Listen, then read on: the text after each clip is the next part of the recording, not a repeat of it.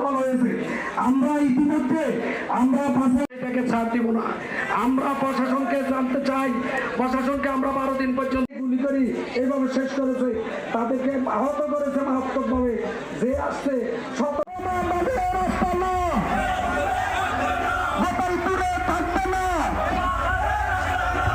এই ভাইদের উপর গুলি করেছে, যদি কোনো কারণে তাদের বুকের উপর পড়তো বা পিঠের উপর